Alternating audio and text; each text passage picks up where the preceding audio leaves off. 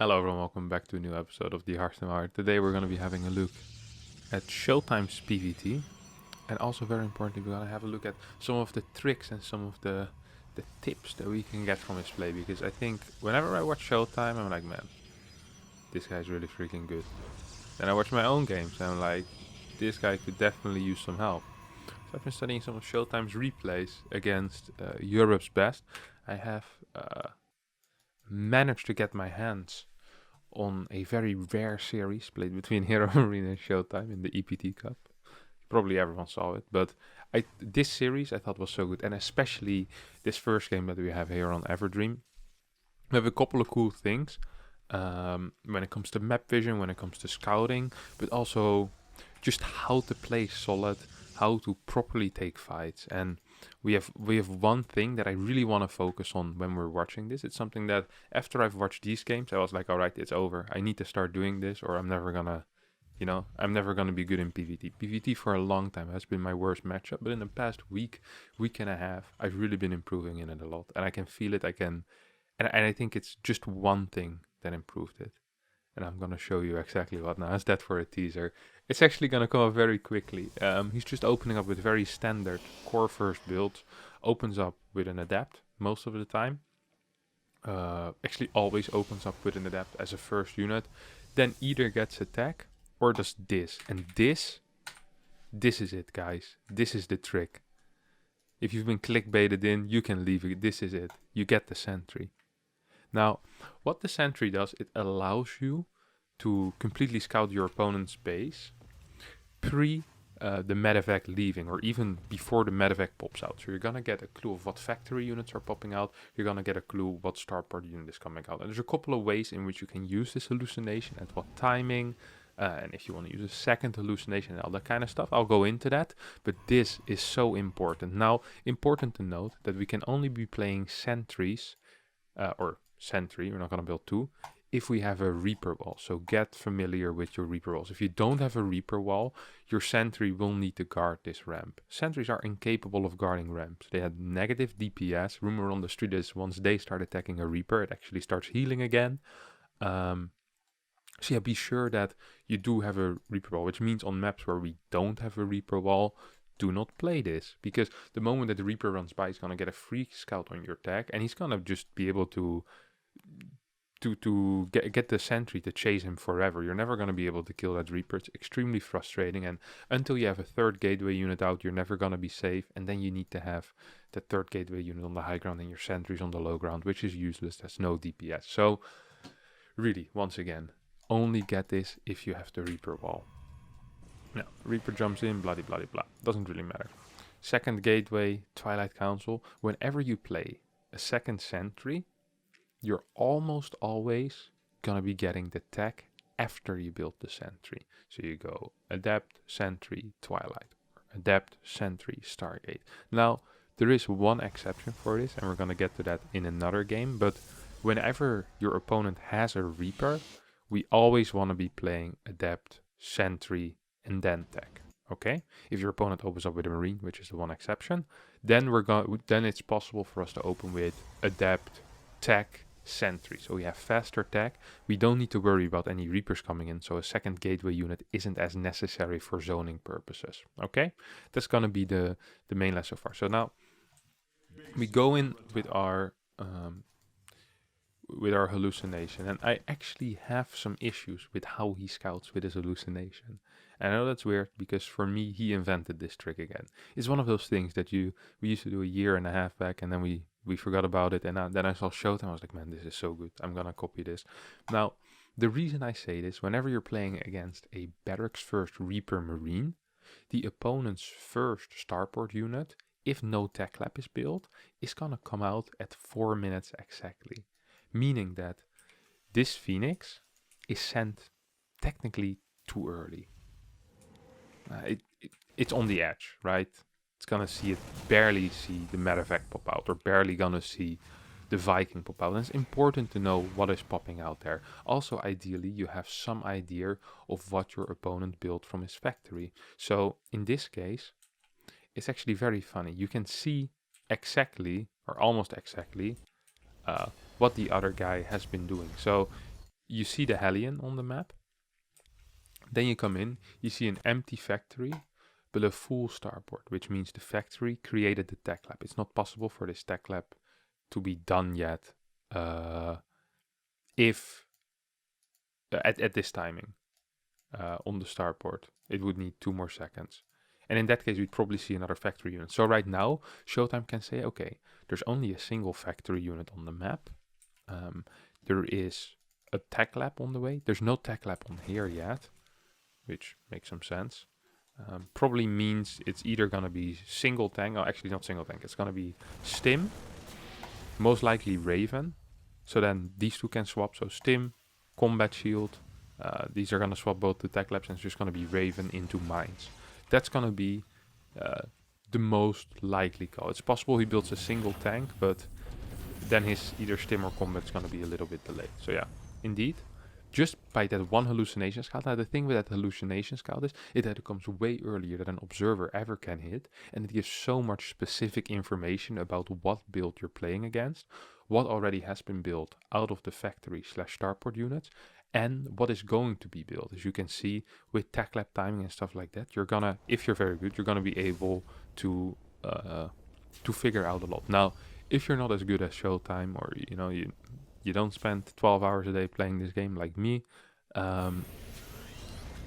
all you really want to care about is, hey, what units are popping out. Don't care too much about, hey, what build a tech lab, how many seconds, is it too late, how many seconds, no, just like see what buildings there are. So you see a barracks, a factory, and a starport, and then you think to yourself, okay, what could be built from there and what is out already. You see a tank and you see a tech lab with that is researching something, then maybe it's going to be cloak banshees with tanks, it's going to be a push.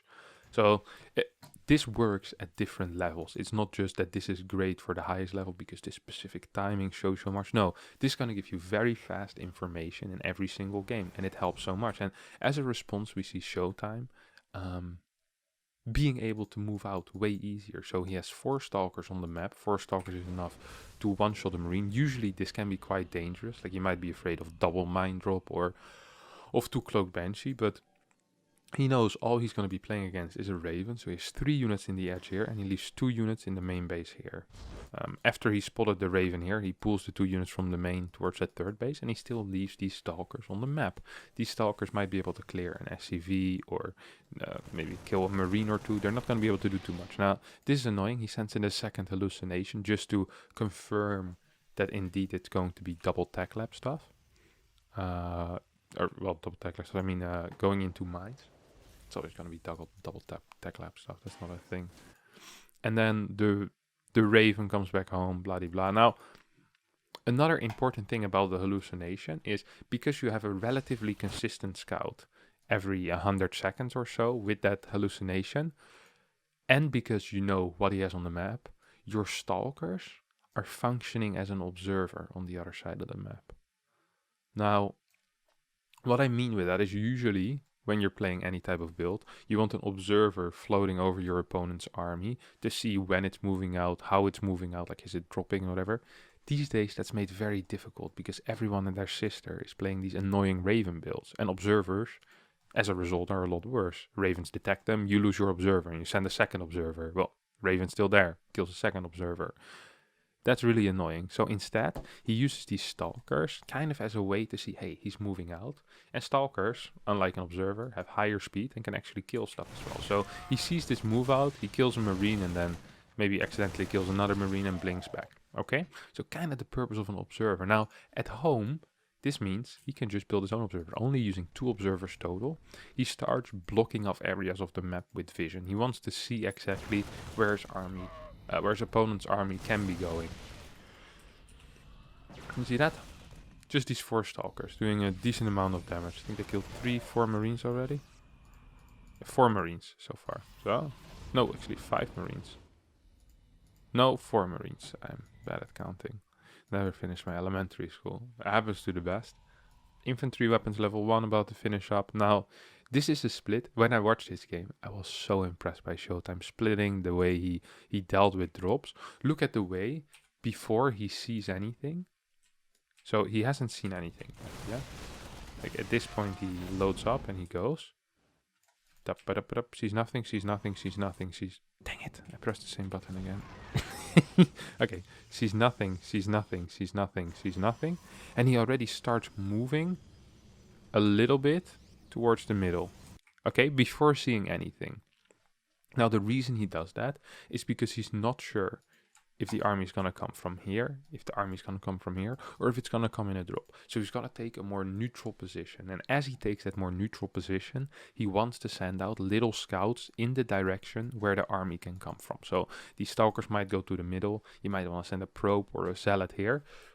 So you have a little bit of extra time to respond. And because you're in such a neutral position, everything should be relatively about as far. So going to the main is going to be the longest journey, but you're also going to get the biggest warning. So right now, he's in that more neutral position. He sees the drop come in. And he's like, okay, I can deal with this. I was in position. I was in time. My charge finishes up in the right time. He actually gets a stalker flank on a medevac. Now, this is very uncommon to see. I actually never see that. It's not really a thing, a stalker flank, of course, but it's pretty fun to do. Because, you know, this is a mistake. If he was paying attention here, he probably could have moved these stalkers. Like if he was very on top, he could have moved these stalkers to a more neutral position and then probably catch one or two medevacs, or well, at least one medevac. Now, at the same time, he did slightly get over eager to deal with this. It really was just 2 drops, and he sent his entire army here, which means he left his third base a little bit overexposed. But battery in a defensive position, look at this. Look at this position behind the nexus. Very often, even at the highest level, we see batteries over here, which means they're going to be the first thing that gets sniped. That's not what you want. You want your batteries to serve a solid defensive purpose and have it a little bit hidden, not the first, like the moment the Marines and Marauders walk in, they go like, hey, that's a battery. I think we can kill that. That's not quite what you want. What you want is this battery to be behind your nexus. Most of the time. There are some scenarios where you rather have it in front against big tank plays, but against Marine Marauder in general, behind the nexus. Now, we see Showtime leaving a bunch of stalkers in the main. Actually would have preferred to see 5 or 6, but 4 will do the trick for now.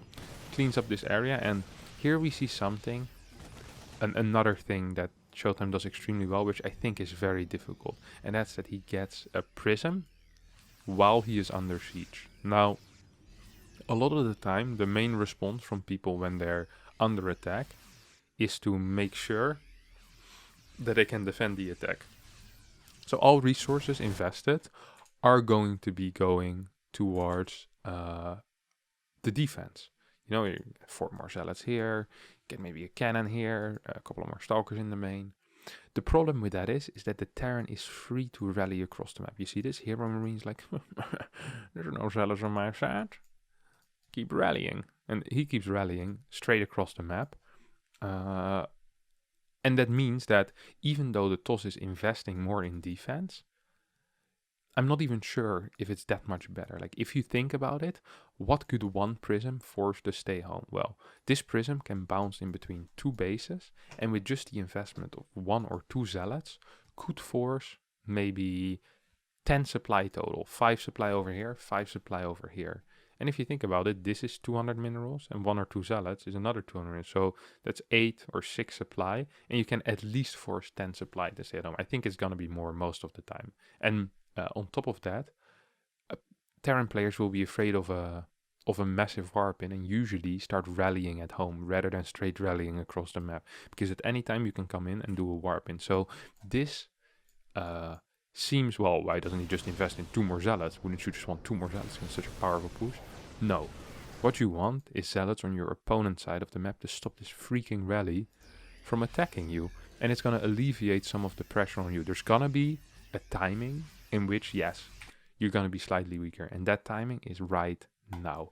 This is the worst timing for the Protoss. The next 5 to 10 seconds is where you invested in this prism, your 500 minerals, and your opponent hasn't rallied home yet. But from here on out, life is going to get better. And it's going to get a lot better. So just make sure that, I'm telling you, I think this is almost always a good move, but make sure that you can do it. I mean, if someone is pulling 35 SCVs and is on 1 base, it's not the play, right?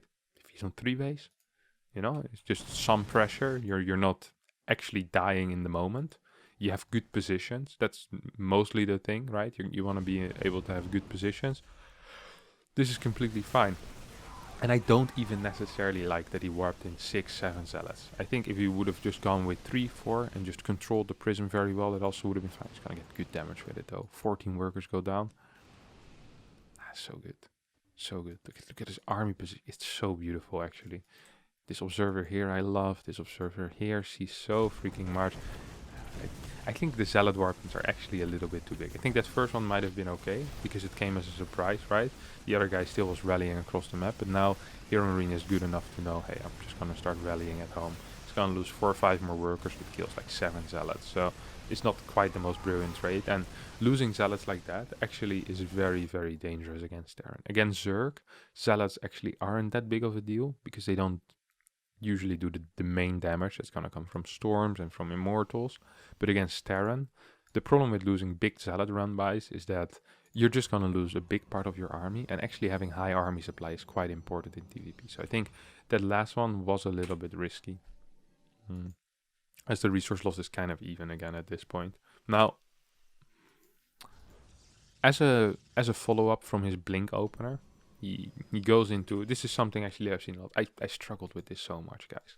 Actually, like my PvT in the last few weeks, like I said, the last week and a half, I've been getting a lot of cool little things that I really like. So one of those things is that whenever I played Blink Charge, is I always felt very difficult for me to kind of get into a good spot. I was way too keen on taking fast forward bases, and then I realized I was the only guy taking the fast forward bases. Everyone else is going up the 6 gas and rushing out Storm, taking a forward base, and then basically as Storm is about to finish or halfway through, you get double Robo Bay. So if you believe you have a kill timing, you try to kill your opponent with 3-4 Templars in a prism. And if you don't think you have a kill timing, you can use it defensively. You can use it for Storm drops on SCVs. And you go into double Robo Colossus and then followed up by Disruptors. So that is pretty much the play if you're playing Blink, in my eyes at least. I really enjoy playing that. I think it's extremely good. Now, here we have Showtime. And another thing that I want to show you guys is the patience and the confidence that he has in his own ability to fight. And especially the patience, the way he sets up engagements a lot of the time, and how easily he pulls back. Like, everyone always says, well, it's really, like, why would you chase that fight? But in the moment, God knows I would have A-moved him all the way back to his base and then flamed him after I lost the game, because he just kited me forever. Like, here in this case, we see how carefully he is with maneuvering his prism. He has good vision of the fight with this observer as well. He sees where the mines are located. He wants to go in. He doesn't want his opponent to push him back through a choke. So he wants to kind of fight out in the open here, and he needs to get a good fight. So he gets the 2 Guardian Shields popped, and then the Prism comes in from the side, and he storms. So he had one try initially with the move out. He was like, no, this is not the fight I want. He moves back once again. He hits the storms. He knows where the mines are. It's like, I don't need that. I still have storms available. I can go back. Second of all, Hero Marine is the one that's kind of on the timer, isn't he? Like, our boy Showtime over here is getting more and more disruptors, getting good upgrades. So once these disruptors are out, these mines are going to be useless. Why would I be attacking into you? You should be the one moving forward. You're the one on the timer. And this is always important to remember, is to just look at the armies and think, hey, whose army is going to improve more in the next 10 seconds? Whose army is going to improve more in the next minute? And from there on out, you're going to be making a lot of your decisions. This was beautiful, by the way. I love that. I want to show this move one more time. So, because of this observer, he can have very precise movement with his prison. And he wants to force his opponent's army to try to kite back over here, and then basically have a massive storm on his entire army. Hero Marine realizes what's in the prism, starts moving to the right, and Showtime, instead of committing, goes back with the prism, tanks a single mine hit, and it's like, alright, that didn't work out. We're still gonna try again, because he forced him into an uncomfortable position already, and now he still has a Templar in a prism. I think he might have chased a little bit too much here, but gets another decent storm, And just a decent storm at this point, I think, is pretty much enough. It's not like he's gonna need perfect storms because he's already in a very good spot.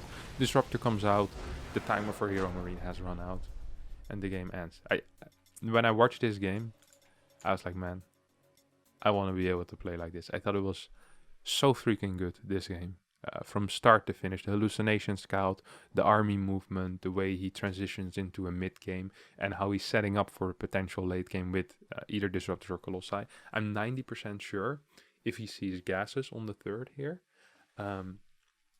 or if he sees, well, basically like this. If he sees gas on the third or the fourth base, instead of Disruptors, he's going to get Colossi. He's going to go into the thermal lens upgrades as well, rather than going straight into Disruptors. We can get a little bit more map control. Maybe we can get some stuff going with that Prism, with the Colossus push, and then start transitioning into Disruptor after he has 2-3 Colossi. But he's almost always going to be starting with Colossi, unless he believes he's getting all-in either by Big Mine or by Ghost. Because in that case, I do believe Disruptors are better.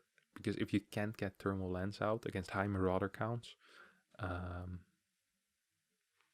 Colossus aren't that great if they don't have thermal lens. So that's the first game I want to have a quick look at. Let's just hop straight into the next game. I'm not even gonna cut into this. This when I watch this game, it's like just the army movement. I find it so difficult to do what he did in this game. I was super impressed. Yeah, Ice and Chrome. That's the one I want to watch. Okay, so this game, he's gonna play slightly different, build order wise, but still a lot of similar ideas are gonna be kept. The patience of his engagement, the early hallucination scout, and then the control of the map with vision, with unit positioning. It's if StarCraft 2 was something you learned in school, and you had to learn Protoss, then my man Showtime here would be writing the freaking textbooks, okay? This is such a solid textbook Protoss player. It's absolutely beautiful to watch. Like the way that he maneuvers with units, the way that he tries to get scouting in intelligent ways. It's so insane. Let me make myself smaller and focus on this game, hey? Who cares about me? Pop! Okay, here we go. I don't know, it's so good. Like the way he plays is absolutely insane.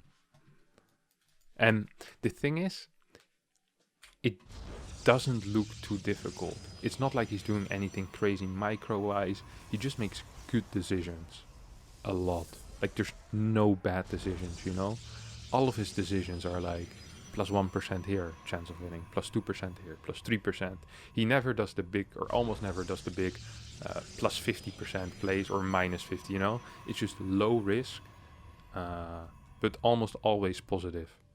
Like he almost always gets good things out of almost any trade, any transaction between him and the other players, almost always in his favor. As it's sick to watch someone very methodical and systematically just kind of destroy his opponent over the course of a game. It's like you can just kind of see it add up on the side, you know? It's like, oh, it started 50-50, now it's 51% chance of winning, 52, 53, 54. And then sometimes it goes down a little bit because he tries to make, so his opponent will make a small gamble to get some of that percentage back, and he'll be like, okay, you can get away with a gamble, I don't care. I'm just going to play better over the course of a game, and that's what he does. So here, he actually does something which I found quite interesting. So he plays Stargate and gets a sentry after the Stargate. Now, I believe you can only do this if your opponent opens Marine, I think. I could be wrong, but in my mind, you can only do this if your opponent opens Marine. The reason I say that is because if there's a Reaper, I feel like you're just going to have a rough time stopping the Reaper from getting a scout because your second unit is so late. But yeah, it's hard to say sometimes. I'm a fan, and maybe he knew his opponent went Marine because he didn't scout at all. He has a lot of money as well. I think he might have played gas first, actually. That's why he has so much gas. And then, now this is a brilliant move, actually. This is actually really good. This is the first time I ever saw this, was when Parting played it against someone. I can't remember who it was. This is months ago. I think it was on Eternal Empire. And what you do is, so you play Adept, Sentry, Stalker, And especially in series, this is crazy good. Because the other guy you played against, hopefully, you already played a hallucination build against him. So before this game, you might have played Blink. And then he sees the hallucination and he goes, "Ooh, he played Blink last time he built a hallucination. Probably Blink again." He's going to go either Raven or he's going to go Mind Drop. And the best thing is, you're going to see that it's going to be Raven, Mind Drop, or whatever the hell it's going to be, or just a medevac. And then you're saving up Phoenixes. And he comes to your side of the map and you can catch him with your Phoenixes. And then you counterattack, and he has no factory units, he has no Vikings. You're going to be able to do a lot of worker damage. Almost always you kind of win the game at those points. It's a crazy good mind game that is relatively easy to execute. Now, once again, the use of the hallucination. Barracks, factory, scouts everything, sees nothing else. He's like, hey, wait a second. I'm not dumb. I can use my Phoenixes without showing them to your main base to figure out what's going on. He scouts around the map,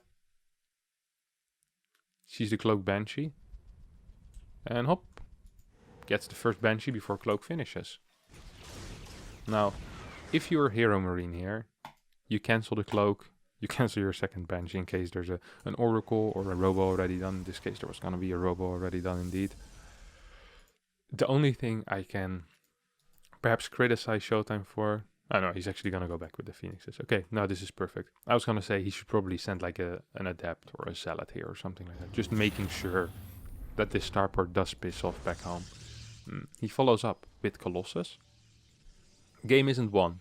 I mean, it's a good start, right? He gets a Banshee. He kind of stops his opponent in his tracks. He's like, alright, relax, buddy. You're not going to be able to do any damage here, so... you can say, hey, he had 4 Phoenix here against 5 Marines. Why doesn't he just lift a couple of Marines? He saw there was a mine earlier, and he's not sure if the mine is underneath these Marines. So that's really the reason why. Probably if he scouts now with this observer and sees, hey, there's still 5 Marines, he might want to go there and actually catch it. I wouldn't mind that. He can also try to go for... oh, there's a mine behind there. Yeah, try to go for the mineral line. I wouldn't have minded if he would have tried to get 3-4 Marines there, honestly. I think it would have been a good play. His follow-up is going to be +1 charge thermal lance. Gets a couple of workers with his Phoenixes. And you just kind of want to fly around and try to do low-risk movements with these Phoenixes. Try to pick off like an XCV that you know isn't covered, but you don't want to kill 24. If you can, you want to kill 25 SCVs, but the most important thing is that these guys stay alive because they have so much utility going into a mid and even the early stages of the late game. They really can be very useful. So you just try to get as much damage, but you see he isn't really losing Phoenixes. He's just using their energy and then he pisses off with them, not wanting to lose it. Now, his follow-up a lot of the time when you see Colossus Phoenix is going to be charge, attack upgrades, not armor upgrades. That's important. And you're going to be relying on some type of Archons, especially if you're going to be playing against heavier tank compositions, which here we're seeing a 5 tank composition so far, and tanks continue being built. Now, a cool little thing that if you're new to StarCraft, well, not if you're new to StarCraft, if you're good at StarCraft as well, is that whenever you see a Terran not take gases on their third base, you should expect some type of push. Because without the gas, it's very difficult for Terran to get 2-2 going and get a tech structure, whether that's a Ghost Academy or a second starport. They basically just can't afford it. Medevacs are really gas intensive. So if you don't see 5 and 6 gas, you should be mentally and perhaps also in-game preparing for some type of push. Now, let's see how Showtime is doing this. He has vision all around the map. Blah, blah, blah, looks absolutely brilliant. His fort base is a little bit delayed. We see he's going up to 10 gates. He's getting an Immortal right now. Even though a lot of the time you maybe want to get Disruptors rather than Immortals. I think in this situation I really, really like the Immortal because the tank count is so extremely high. Observer spots absolutely everything, and here Showtime does something that I see him do a lot, and that's where he, especially with Colossal Army, he goes to meet the army to force siege ups. And he does it again and again and again. And he tries to get vision of the army, but even without observer vision, he'll try to use hallucinations. He'll try to work with ramps, with chokes. So he gets a siege up and he kills 6 Marines.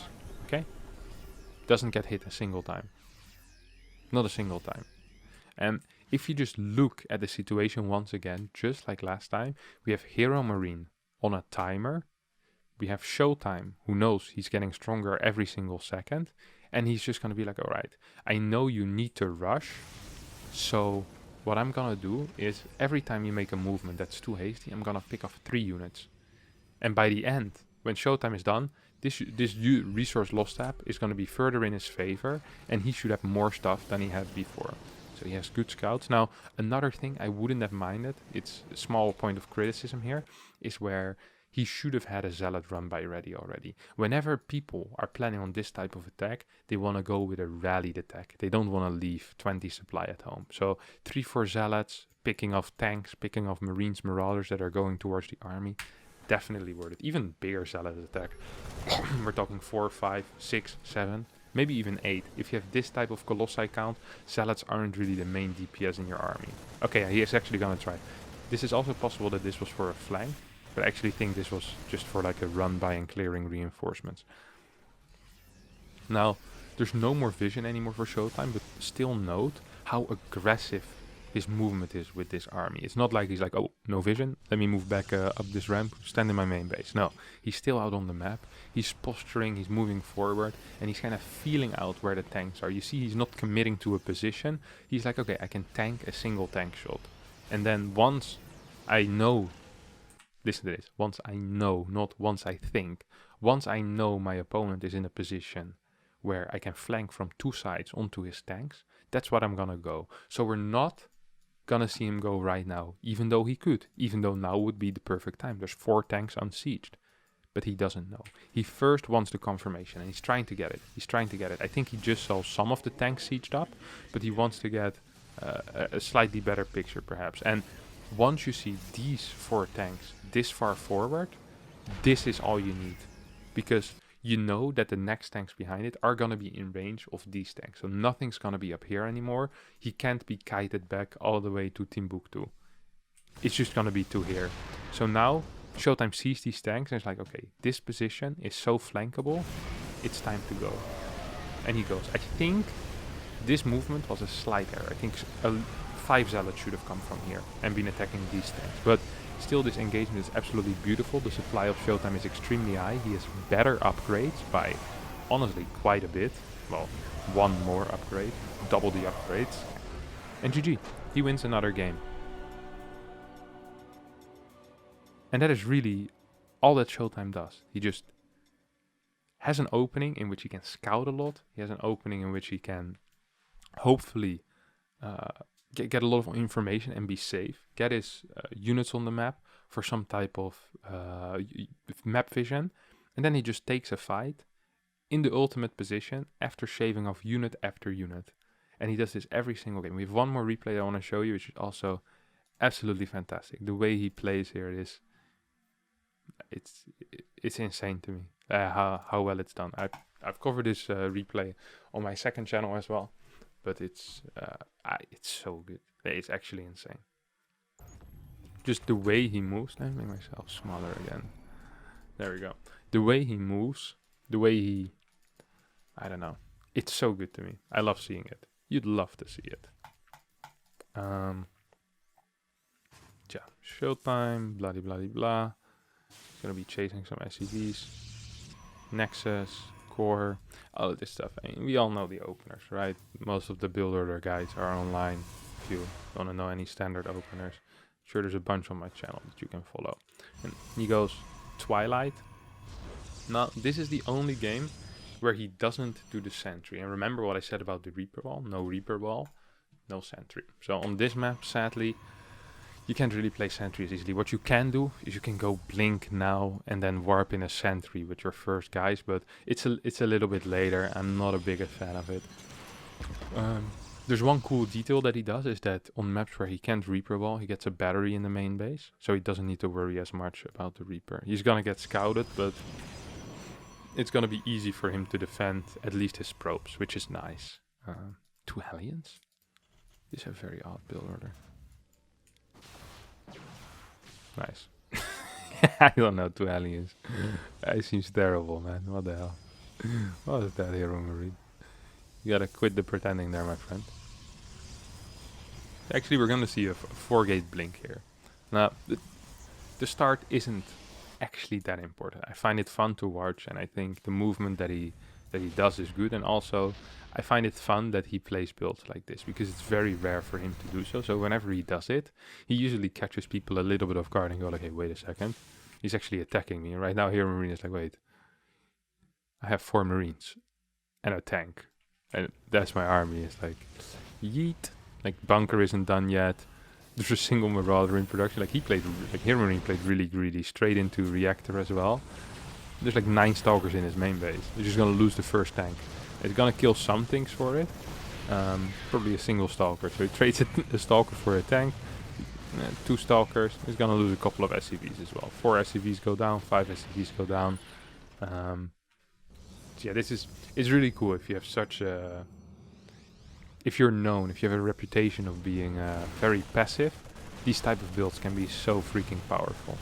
Yeah, just gets the bunker, and Showtime just starts putting himself in a nice position, right? Kills 8-9 workers, gets a 3rd base down, Robo Bay behind this. He has a feeling he can't kill. I think he's probably incorrect. I think he could be going for a kill here, actually. Yeah, that's a good move. Gets a tank. Don't forget, 11 Stalkers is all you need to one-shot a tank. If you don't have 11 Stalkers, you can't one-shot. This thing is done very fast. I guess at this point the push is... I think you can still jump in the main a couple of times. But I'm pretty sure Parting would have won the game here. But Showtime, he likes to, he likes his position. He's like, I think this is okay. I don't think I need to do much of anything here at this point. I can just relax. Try to get a little bit extra of worker damage. Maybe pick off a couple of Marines, picks off 4 more Marines. Goes into a pretty decent mid game, I would say. I think he should have been further ahead, and I think his movement could have been slightly better with the Stalkers. But overall, he's still in a fine position. That's what he wants. He gets into extra gateways, charge, +1 starts again, sentries.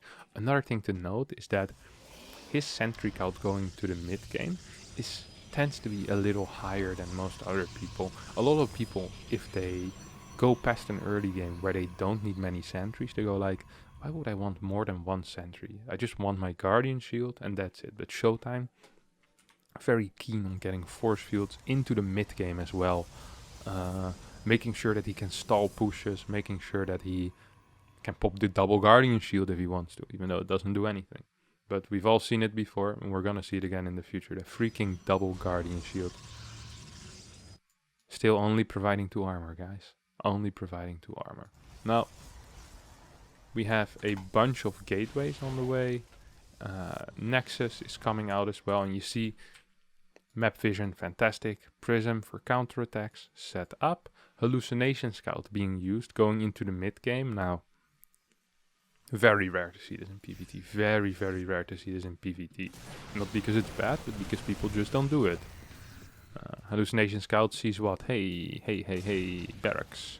Hey, I see an eBay. Hey, I see an armory. Now, this game, Hero Marine actually forgot his upgrades, which is a little bit unfortunate for him, but there's still some things in this game that I think are really, really sick that Showtime did. So even though my man Hero Marine forgot something that's perhaps kind of pivotal for winning games, I still think it's a fantastic game to look at. 4th base goes down once again. Hallucination sees 4th base. He saw 5 racks, he saw armory, so he knows he's going to be playing against a more macro-focused Hero Marine. And as a result, 2nd Robo, Dark Shrine. Beautiful. Get some static. I'm not too sure about the cannon here, but it's Showtime.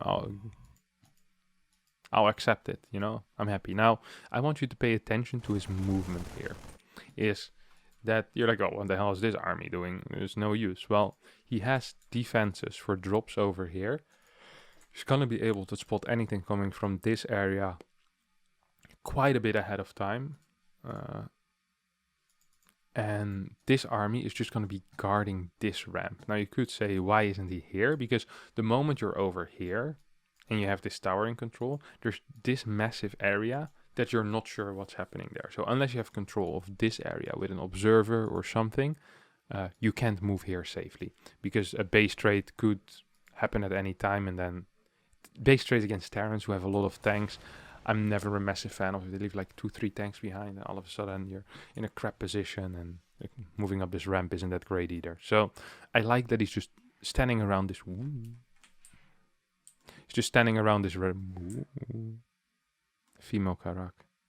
Enticing. I was gonna say, I like that he's just standing around this ramp, because he doesn't have vision of this. Yeah, if he, I don't mind him taking this vision, but just with a single zealot. I don't think his entire army should move there unless he gets vision of this area. Once he gets vision of this area, he is, in my opinion, allowed to go here. 100%. He can do whatever he wants now. He's also allowed to still stay here, but he's also, he can move. He can move. I don't think he wants to, but in theory he could. Now, double disruptor on the way. He already has his Colossus, of course, and I actually don't like that he's moving back this far. This kind of goes against everything that I like and that has been doing. He sends a hallucination scout over here, and he's like, hey, wait, why was my army that far back? Let me move forward a little bit. Right, Showtime? That's what we're gonna, yes, that's what we're gonna do, Showtime. Now, does he have any counterattack set up? He has a Prism that's at home. He has Zealots here that are gonna try to clear the tower, and now Showtime's like, oh crap, he's gonna move out with tanks. And very similar to that last game that we watched, Showtime isn't, in this case, he isn't necessarily even putting his opponent on a timer. I don't think Hero Marine in this game is like, oh, I have 35 seconds to win the game from here, because he has 2-2 on the way, he's getting more tanks, he's getting more barracks, he has a fort base up. It's not like this game is over at all. Like, there's a 5th base on the way, he can play this game perfectly fine, but in order to stop this push from reaching its full potential outside of your fort base, you're gonna want to have to kite it a bit. And in this case, he's gonna be doing that with disruptor shot. So he just makes sure that, oh, actually gets a Raven, that's sick. That the siege up is slow. Double disruptor shots, boom, clears 2 tanks. So this push started with 8 tanks, now only has 6 tanks remaining. And like this, you're gonna just weaken this push bit by bit. And then once your opponent is at your base, hopefully you have a super battery and you're going to be able to do something. And don't forget, the moment your opponent can start hitting your nexus, usually that is the timing where you go like, well, this is it, you know, like, I need to go now. There's nothing for me to win anymore, and he's going to be able to start taking down my base. So this is going to be most likely the trigger. And note that Showtime isn't jumping in immediately. Like, just in his head, he knows, okay, in the next 10 seconds, I need to fight. Let me find a way to position my units in the ultimate way so that I can get something going. So perhaps you want to push back this army while you start going onto the tanks. That's a fair way to go. Ooh. Or you have DT blinks coming in from the side and 2 disruptor shots clearing a bunch more tanks. So we started with 8 tanks. Right now we have 3 siege tanks remaining. 1 more tank came to reinforce. So this actually might be the ultimate time to go now.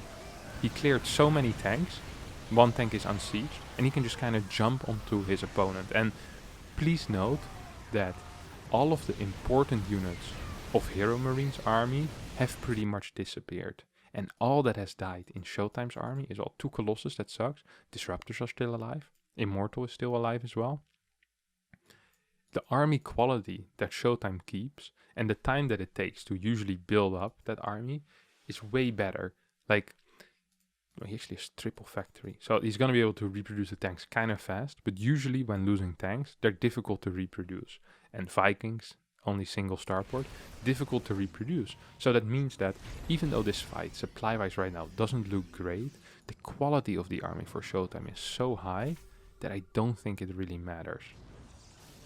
And I think Hero Marine is making obviously a pretty big error staying here. He wants to finish because he thought, well, supply-wise I had a pretty decent fight. Showtime had a big bank.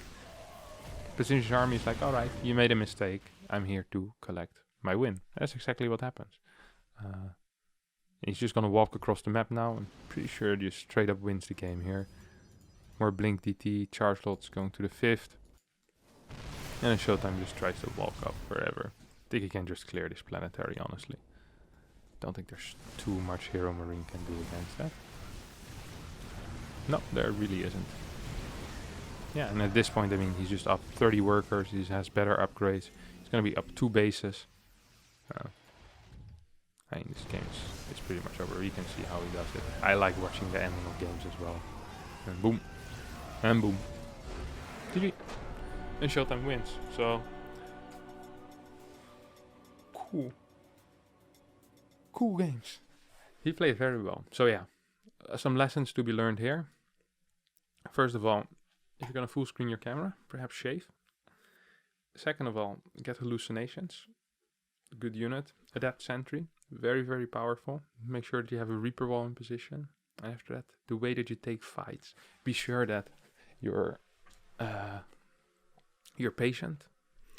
All your units that you have are being used in the optimal way.